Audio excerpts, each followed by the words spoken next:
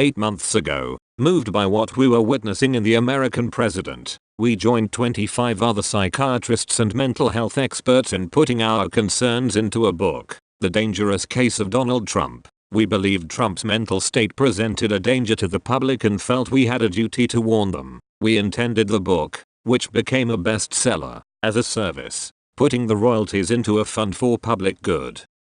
Since the book's publication, however, we have faced a wave of backlash, not just from political observers but from doctors in our own field. Many commentators claimed that we were violating the Goldwater Rule, the American Psychiatric Association's ethical directive that psychiatrists should not diagnose anyone they have not personally evaluated. A past president of the American Psychiatric Association called our work tawdry, indulgent, fatuous, tabloid psychiatry. We heard similar criticisms last week, after Politico reported that one of us, Dr. Bandy Lee, had met with members of Congress to discuss the president's behavior and mental health.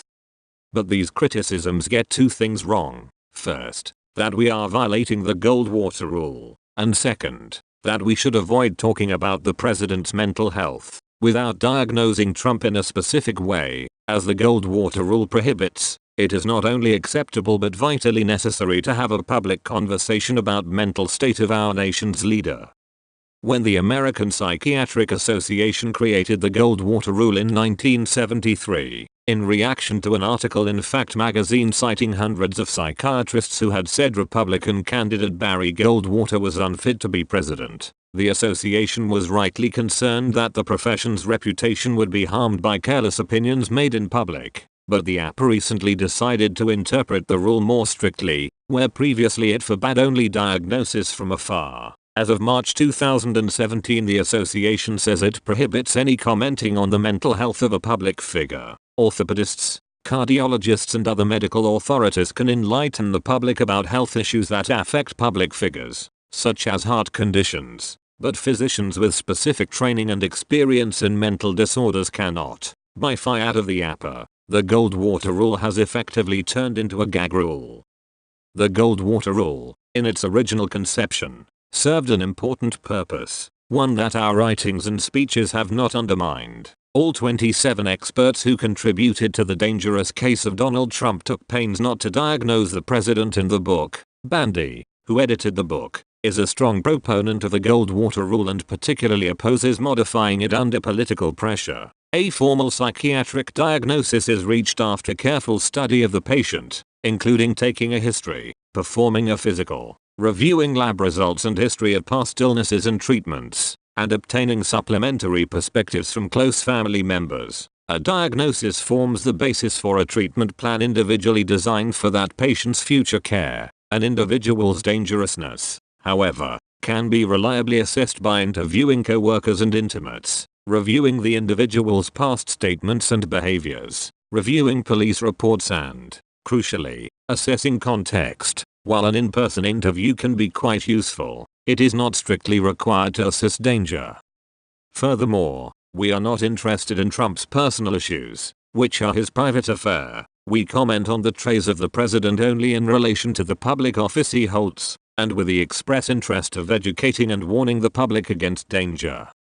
Not only does our book not violate the Goldwater Rule, but the APA's expanded interpretation of it is at odds with the association's ethics code, which actually allows psychiatrists to speak about psychiatric issues in general when asked about a public figure. In fact, the code obligates psychiatrists to participate in activities contributing to the betterment of public health, thus quashing a conversation that serves in the interest of public health, as the APA is now doing, directly contradicts the principles of medical ethics, as well as those of the World Medical Association's 1948 Geneva Declaration, which clarified the humanitarian goals of medicine. Both of us have resigned from the APA. Leonard Glass, once a Distinguished Life Fellow, did so in direct response to the association's new interpretation of the Goldwater Rule, and Bandy, once a fellow, did so more than a decade ago because of the association's close ties with the pharmaceutical industry.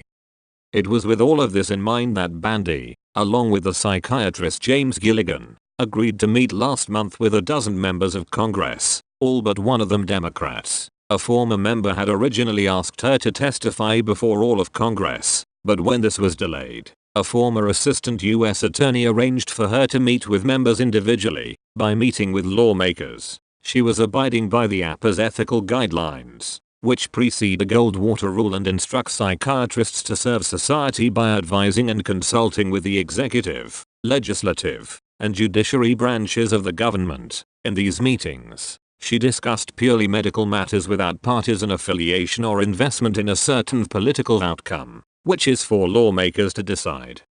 While the meetings were private and confidential, in general it's fair to say the members themselves were forthright. "You don't have to convince us. We have been so concerned ourselves. We were eager to meet with you," was a common answer. One lawmaker said, "I have never so waited for a meeting in 11 years. Several Democrats said they knew of Republican lawmakers who shared their concerns but could not express them publicly. They charged us to continue educating the public."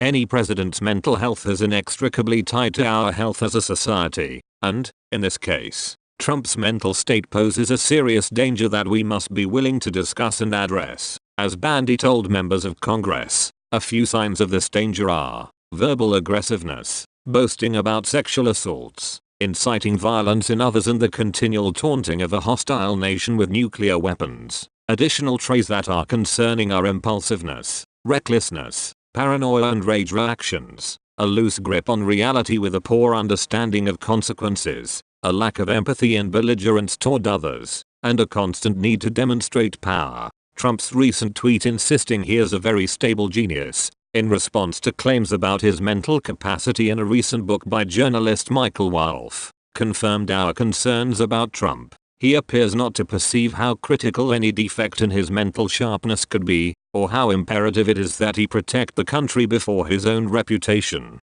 Cognitive function, or the ability to process knowledge and thoughts, is of critical importance for the office he holds, and its decline can be another danger sign. Some observers, including his own staff, according Wolff's book, have noted a decline in Trump's ability to form complete sentences, to stay with a thought, to use complex words and not to make loose associations. Only a thorough examination of Trump himself and his medical records, among other sources, could yield a diagnosis of these signs. Again, a diagnosis, prognosis and treatment are Trump's private business and not ours. What is our business, as health professionals who have a duty to the public, is whether the president and commander-in-chief has the capacity to serve in office. Those questions are what mobilized us to speak out about our concerns in the first place, so that we can fulfill our duties to educate and to warn the public about an erratic and unstable leader, to help protect its and our own safety and well-being.